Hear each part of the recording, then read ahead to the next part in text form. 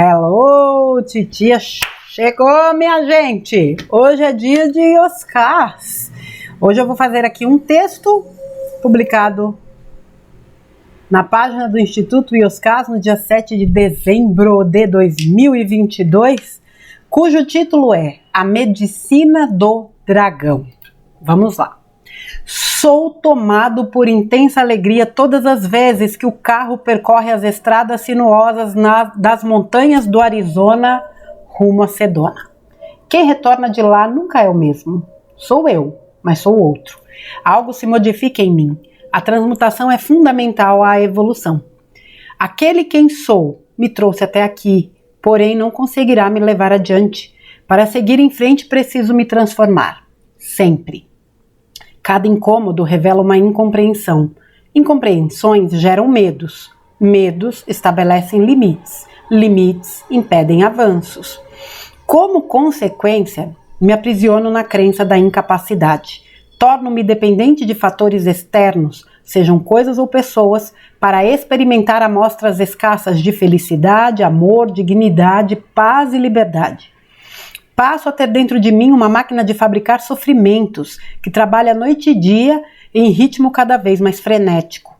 Desconstruir cada parte desse processo gerador de dores existenciais é fundamental para me tornar dono de mim e me sentir pleno. Canção estrelada. O xamã que tinha o dom de perpetuar a filosofia ancestral do seu povo por intermédio das palavras e das músicas, conseguia me mostrar os portais que me levavam a distintas realidades, sempre possíveis quando estamos dispostos a caminhar. A realidade se modifica a partir do momento que conseguimos elaborar de maneira diferente as experiências vividas. Como ele sempre falava, somos cuidadores das criaturas que somos. Vale salientar que o xamã apenas me fazia enxergar os portais. Atravessar cada um deles era a parte que me cabia na arte de me reconstruir. E assim é com todos. Canção Estrelada estava na varanda, sentado na cadeira de balanço. Conversava com um homem na faixa dos 40 anos de idade. Fui recebido com um sorriso sincero e um forte abraço. Após deixar a mala no quarto de hóspedes, me sentei ao lado deles. Brad, como se chamava, admitia estar desorientado. Tinha se graduado em uma faculdade de direito e atuava nos tribunais da região. Tiveram um início de carreira bastante promissor, porém, nos últimos anos, a clientela desaparecera. O movimentado escritório de outrora parecia abandonado. As dívidas se acumulavam. Colegas de faculdade que haviam se formado com notas mais baixas que as suas prosperavam continuamente. Estava convencido de que energias misteriosas impediam o seu progresso. Contou que tiveram um rompimento tumultuado após o envolvimento afetivo com Beth, uma moça que fazia uso de feitiçaria. Não por acaso, tudo degringolara para o término do relacionamento. Precisava da ajuda do xamã. Canção Estrelada preencheu com tabaco o seu indefectível cachimbo com um fornilho de pedra vermelha.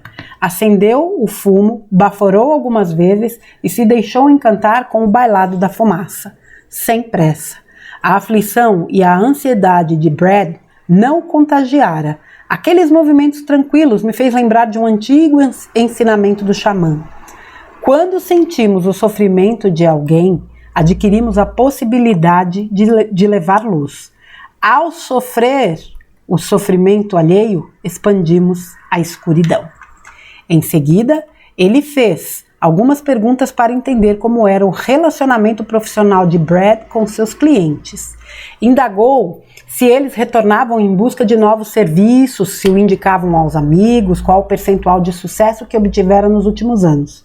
Que entendesse como sucesso a relação entre as promessas feitas aos clientes e os resultados alcançados. Pediu que o advogado fosse sincero consigo mesmo para que pudesse haver honestidade nas respostas. O xamã as ouviu, sem tecer qualquer comentário. Ao final, pediu para que retornasse no sábado pela manhã, no belo cerimonial que realizava todas as semanas no quintal de casa. Sentado debaixo de um frondoso carvalho, contava antigas histórias do seu povo para dezenas de pessoas de todas as idades acomodadas sobre a grama.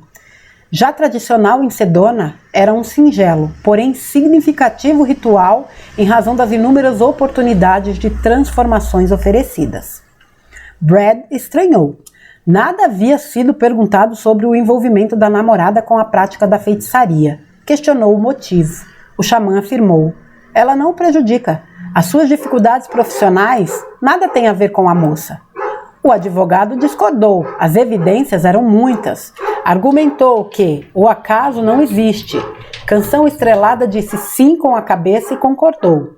Nada acontece por acaso. A vida reequilibra o que está desequilibrado sempre. Assim funciona a lei maior.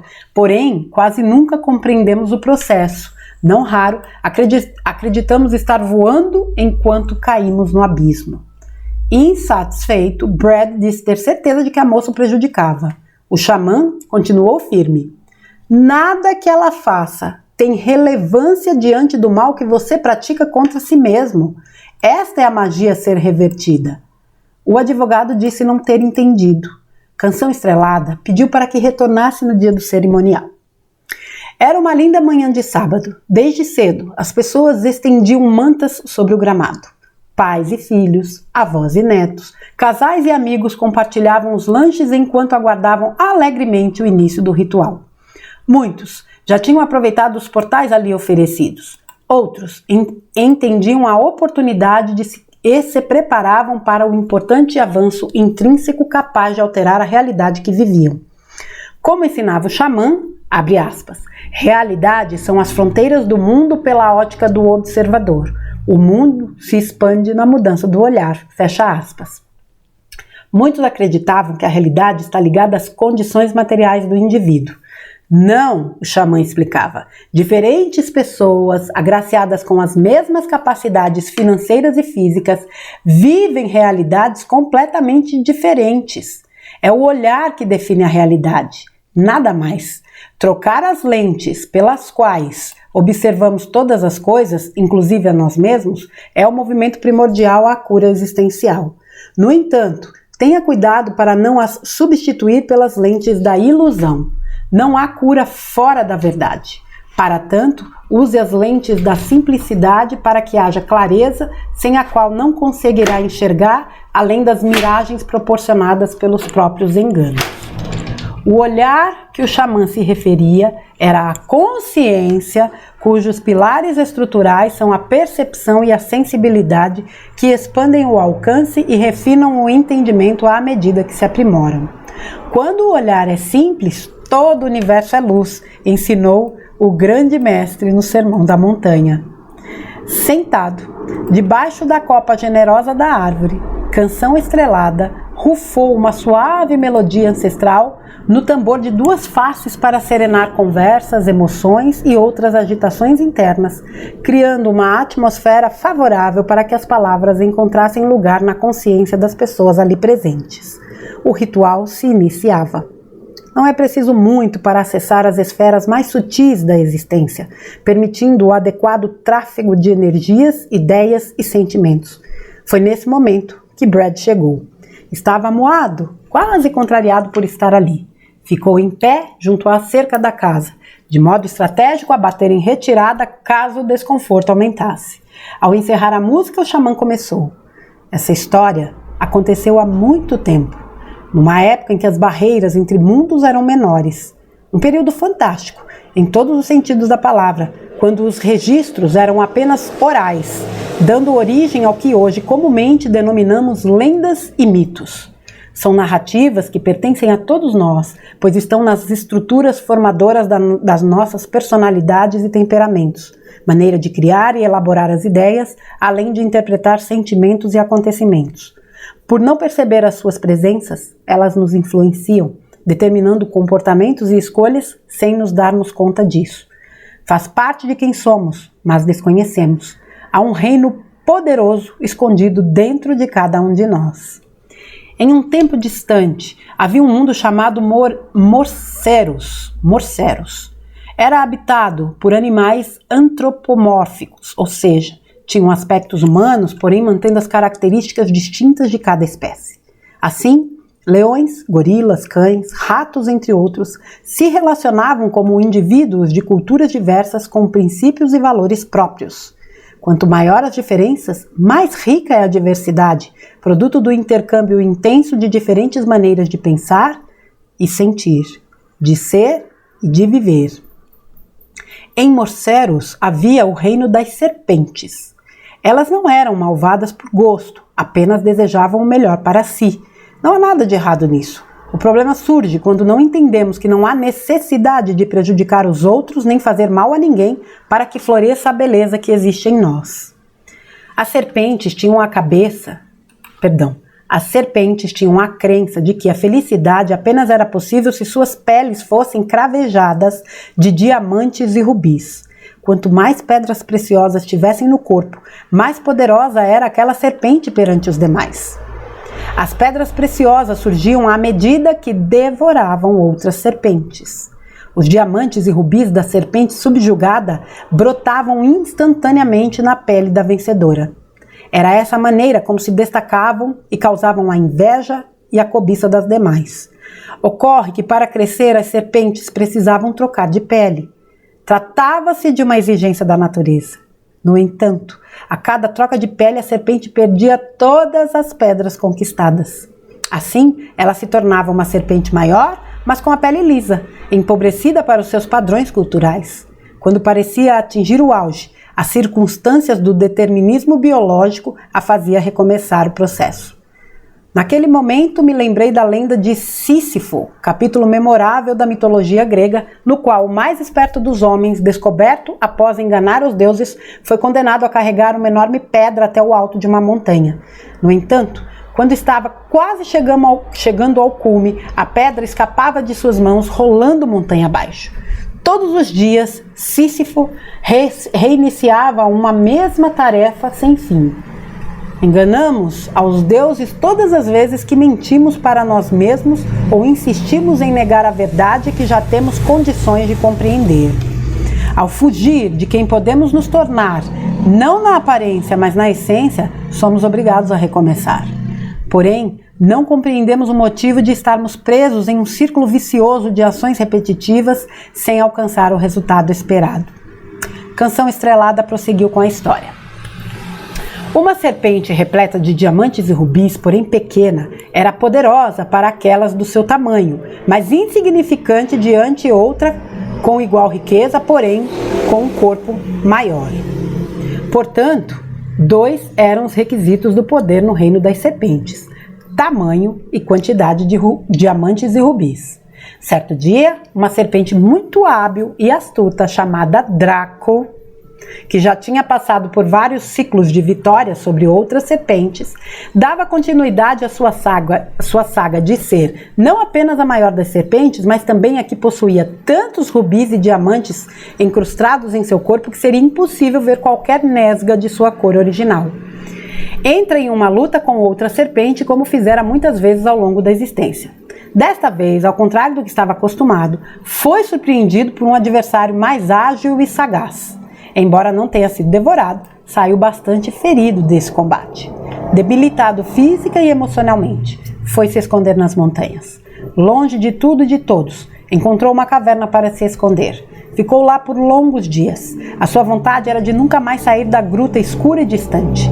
Sentia-se seguro por não precisar mostrar as visíveis marcas de sua derrota. A vergonha era a sua ferida mais dolorosa.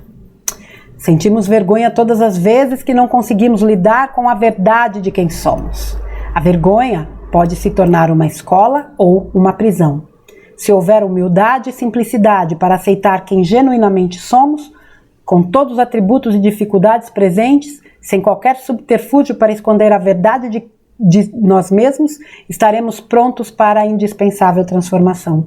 Do contrário, nos manteremos encarcerados nas celas do trauma, do remorso ou da mentira. A fome, continuando a história, a fome obrigou Draco a sair da caverna. Precisava encontrar algo para se alimentar. Contudo, ao fugir do território das serpentes, sem perceber, entrara no país das águias, poderosos pássaros que viviam nas montanhas altas. Debilitada pela fome e pelos sofrimentos, quase nada pôde fazer diante do ataque de Zenão, uma águia já próxima da velhice. No seu apogeu, Draco teria evitado a investida sem maiores dificuldades. Enfraquecido, aprisionado nas garras de Zenão, foi levado ao ninho do pássaro. Naquele momento, foi tomado por uma estranha ideia que nunca ocorrera antes. Todas as lutas, sacrifícios e conquistas que se dedicara em nada serviram para melhorar o seu destino. Toda a glória que um dia desfrutou entre as serpentes desaparecera na perspectiva de se tornar um mero jantar para uma velha águia. Nada mais. A sensação de inutilidade o envolveu com profunda tristeza e pela primeira vez chorou. Momentos antes de devorar a serpente, Zenão reparou que havia um rubi no corpo de Draco, a única pedra que sobrara após a luta derradeira. Perguntou do que se tratava.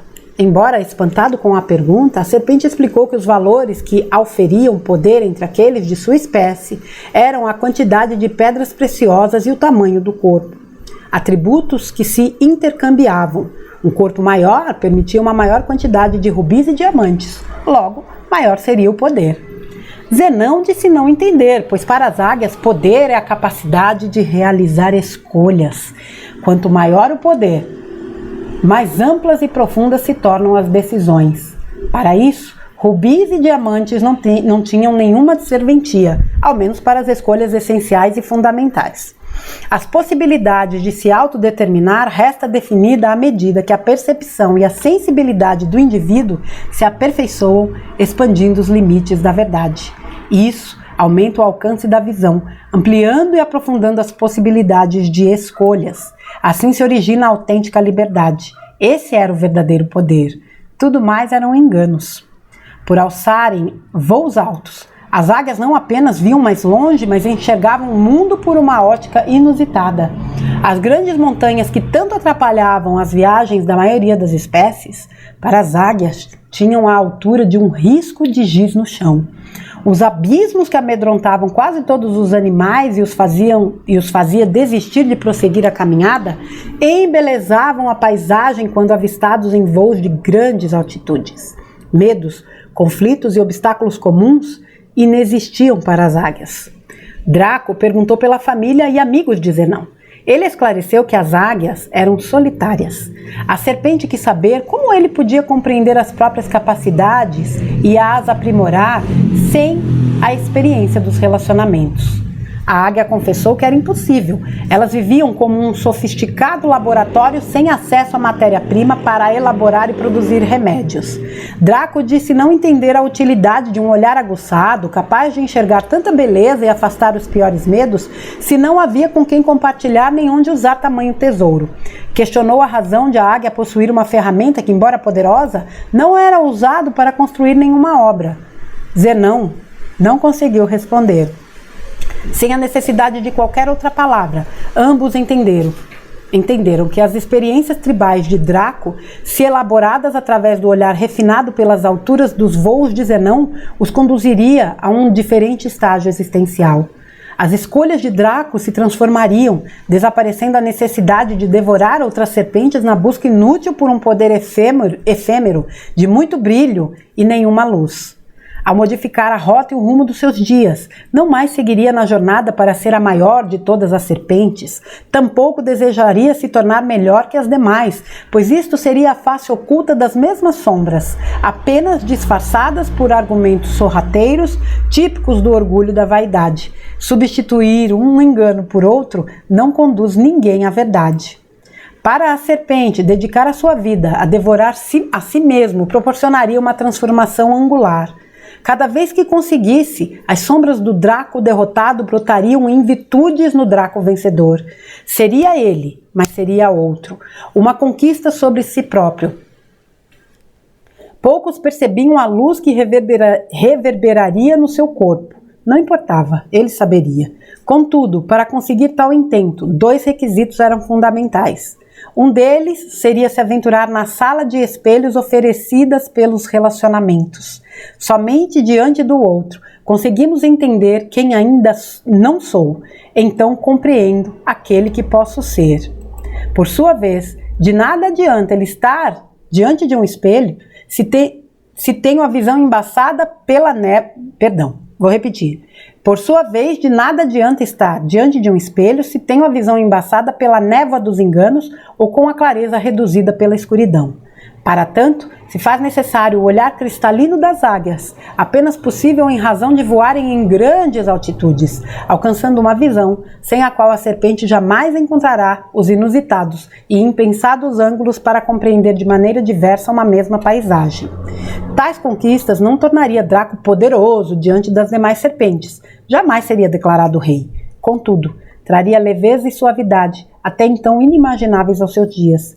Ganharia poder sobre si mesmo. Não há conquista maior. Uma glória quase invisível às multidões, porém com efeitos encantadores para quem a experimenta. O olhar refinado de Zenão adquiriria uma desconhecida, porém fantástica utilidade se aplicada às experiências tribais da serpente. Finalmente, a matéria-prima advinda dos relacionamentos seria elaborada em um laboratório capaz de as transformar em remédio ou perfume. Nunca mais produziria venenos ou porções amargas. A vida conquistaria diferente sentido. Outra seria a realidade tanto para Draco quanto para Zenão. Estariam diante de um poder incomensurável, como se um completasse no outro. Caso um se completasse no outro. Quietos e apaixonados, adormeceram abraçados pela verdade revelada. Foi uma noite longa, como são as noites que antecedem as mais belas auroras. Despertaram do sono profundo com os primeiros raios de sol da manhã. A luz concede o poder da evolução por mostrar o que a escuridão não deixa ver.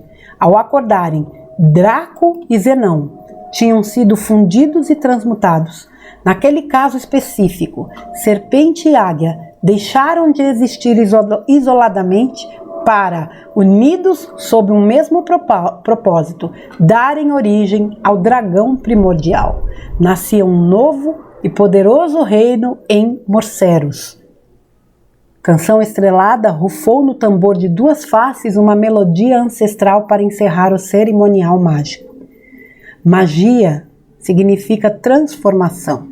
Ao observar o sorriso de encantamento na face das pessoas, não tive dúvidas de que elas vislumbravam portais capazes de as conduzir a elevados estágios de consciência. Atravessá-los é a viagem de uma vida. O mito do dragão narra o poderoso alinhamento entre ego e alma, a individuação indispensável, a transmutação final. Lembrei-me de Brady. Envolvido com a história, tinha me esquecido dele. Não o encontrei. Talvez tivesse achado chato aquele ritual, pensei. Depois que todos foram embora, Canção estrelada, se sentou na cadeira de balanço e acendeu o cachimbo de fornilho de pedra vermelha. Conversamos sobre o efeito do cerimonial sobre as pessoas. Depois falamos sobre diversos assuntos. Anoitecia quando o advogado se aproximou.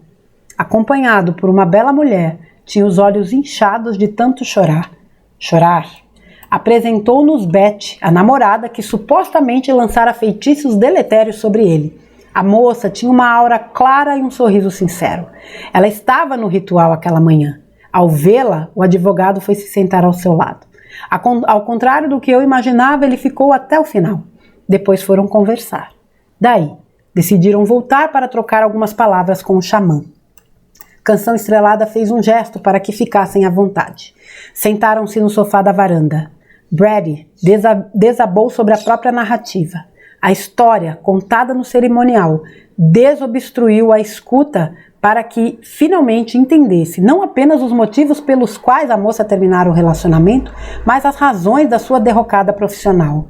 Eram os mesmos. Admitiu que atribuir as dificuldades que atravessava a poderes obscuros era negar os próprios erros e desperdiçar as possibilidades de transformação que esses mestres maravilhosos, os erros, oferecem.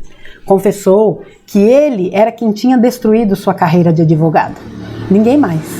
Entender que cada pessoa é responsável pelas experiências que vive e, conseguinte, pelos seus efeitos, é passo primordial à libertação dos próprios sofrimentos. A ganância, o orgulho e a vaidade fizeram com que enganasse os clientes ao prometer resultados que sabia impossível de entregar. Manteve essa imagem deturpada de si mesmo por alguns anos, até que as sentenças judiciais revelaram a mentira que contava para todos, inclusive para ele mesmo.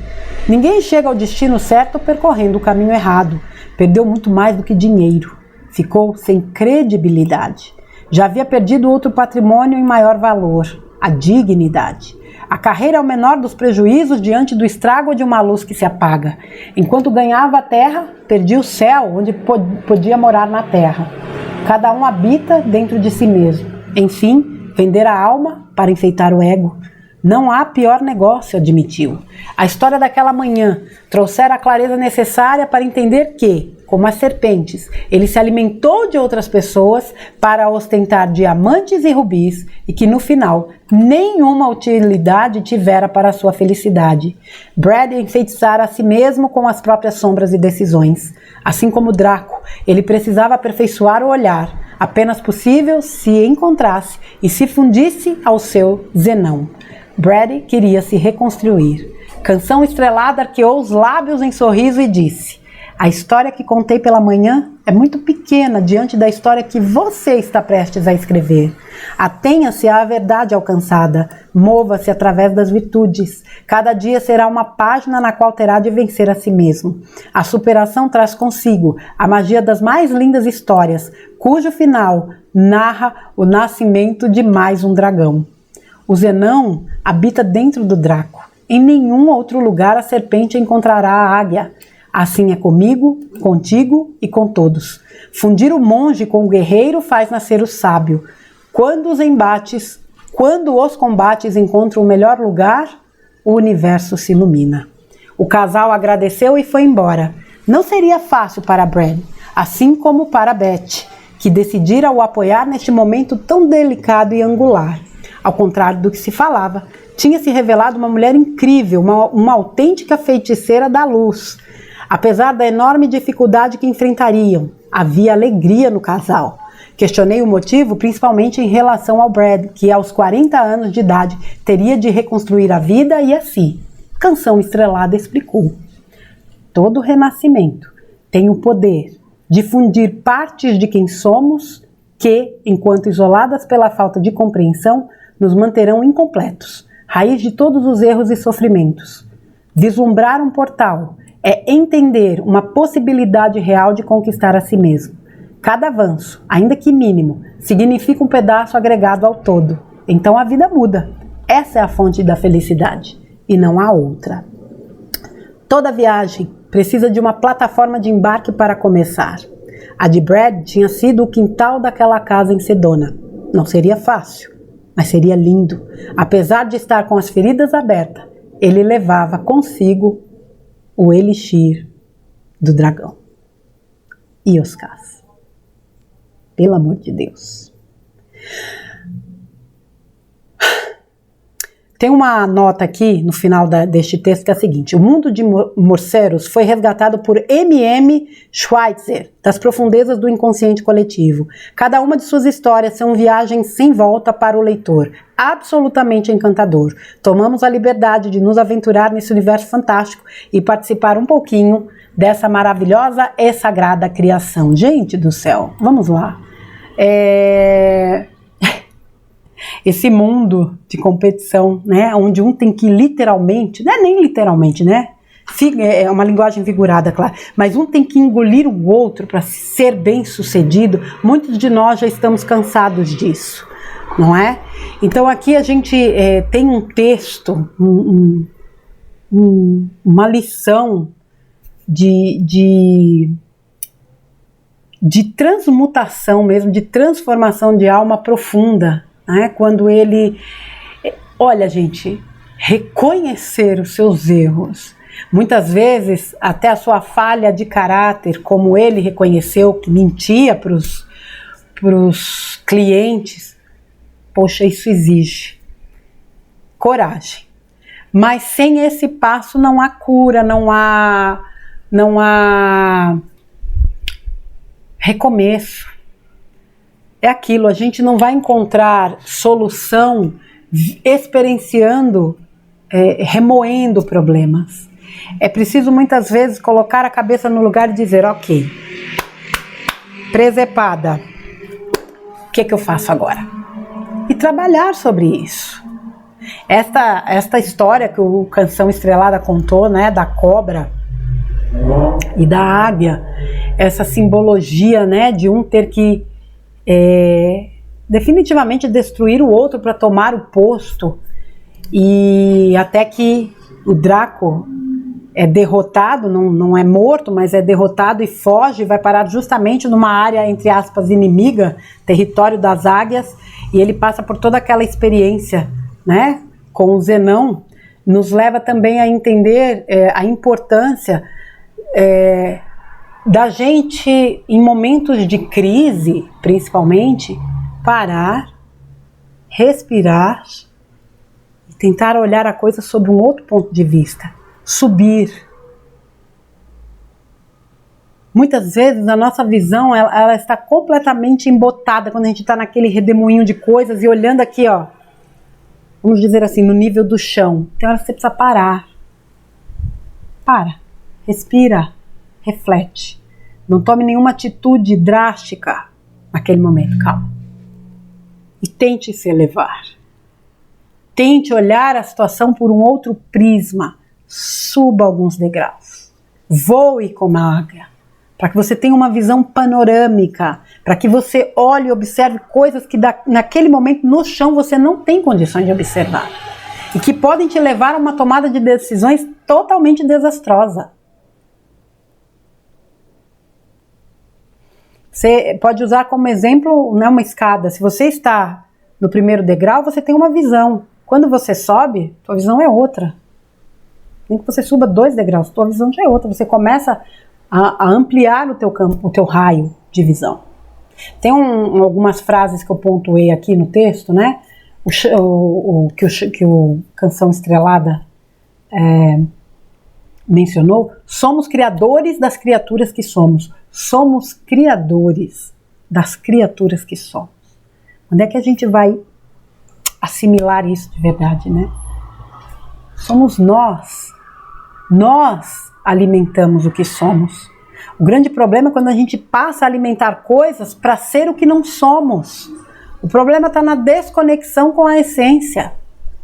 Então, para ter status, para ser bem sucedido, bam, da cocada preta, não sei mais o que, das quantas, eu visto o tal do personagem. E muitas vezes, muitas pessoas se perdem num emaranhado de mentira, que fica difícil elas saírem. E é para isso que vem a derrocada. É aquela porrada que às vezes a pessoa precisa para se situar na vida.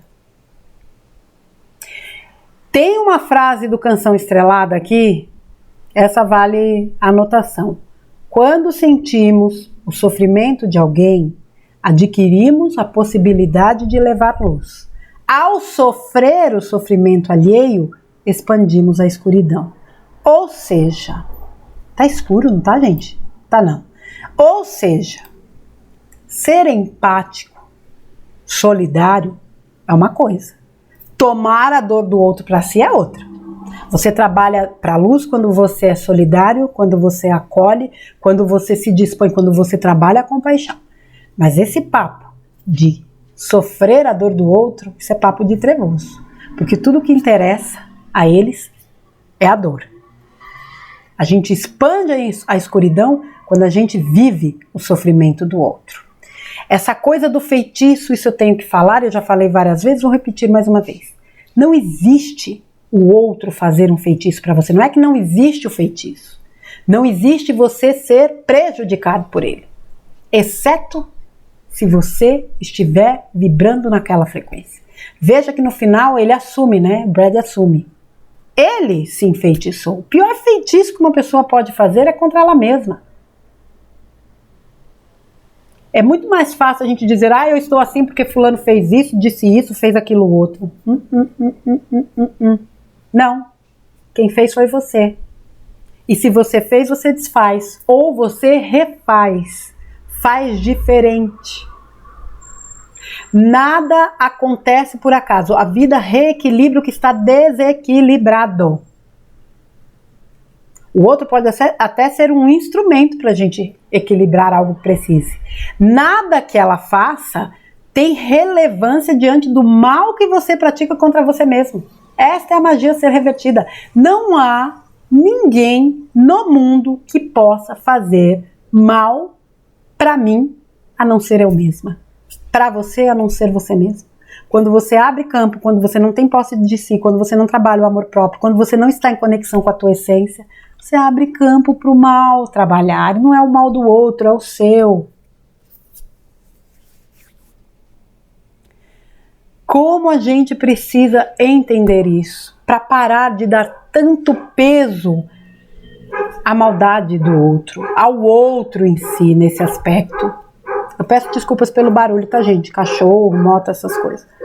Então, assim, gente, eu comigo, se eu estou em plena conexão comigo, com o meu eu superior, mas não tem nada que atrapalhe, nada, absolutamente nada. Tem um outro trecho aqui. Muitos acreditam que a realidade está ligada às condições materiais do indivíduo. Não. Diferentes pessoas, agraciadas com as mesmas capacidades financeiras e físicas, vivem realidades completamente diferentes. E é verdade, o que muda é o olhar da pessoa, o que muda é a pessoa, é o universo dela. Tem gente que vive a mesma situação completamente diferente. Completamente diferente. Não adianta a gente querer que o outro pense, sinta, faça e haja em determinadas situações como nós. Cada um tem uma bagagem, cada um é uma bagagem.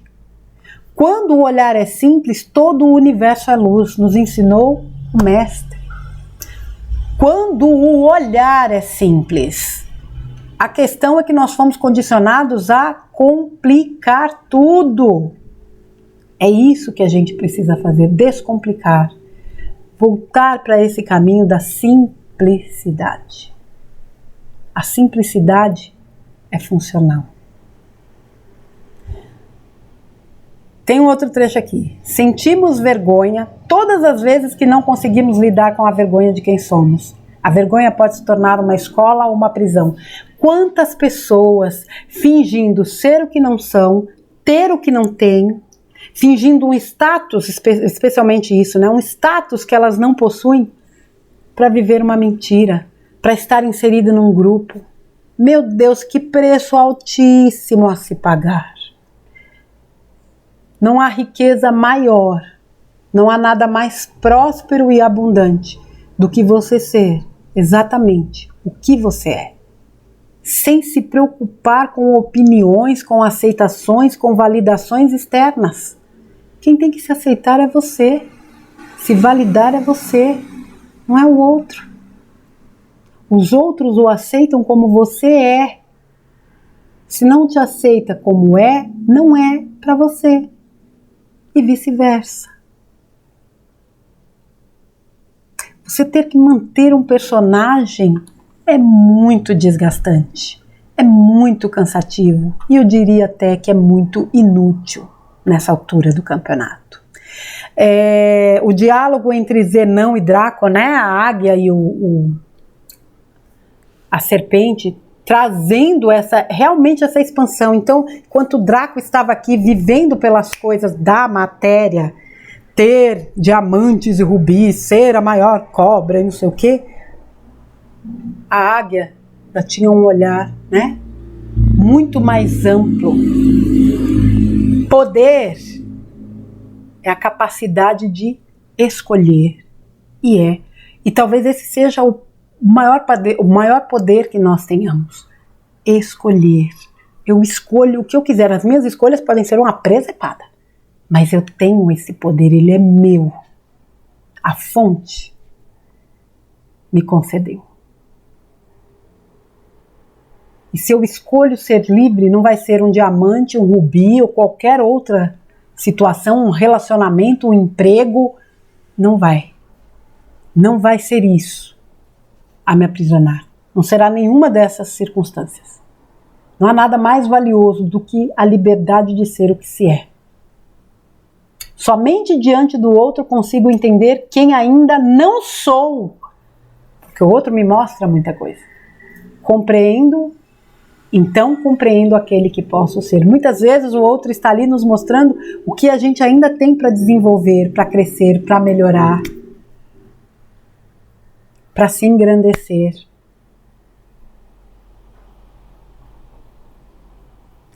Ganhar poder sobre si mesmo. Não há conquista maior. Uma glória quase invisível às multidões, porém com efeitos encantadores para quem experimenta. Ganhar poder sobre si mesmo não interessa a ninguém. Interessa a mim. Ninguém precisa saber disso. Ninguém precisa se dar conta disso. Eu preciso. Eu preciso estar ciente do poder que eu tenho sobre mim. De estar em equilíbrio, de não me deixar abalar pelo externo, de não querer vestir um personagem para estar inserida num grupo. Se eu preciso mudar quem eu sou para entrar num grupo, aquele grupo não é meu. Eu não pertenço a esse grupo. Aquilo não sou eu. E não é o grupo que está errado, é aquele grupo. Eu estou me modificando para caber ali. Dá certo não. Já ouviu falar de depressão?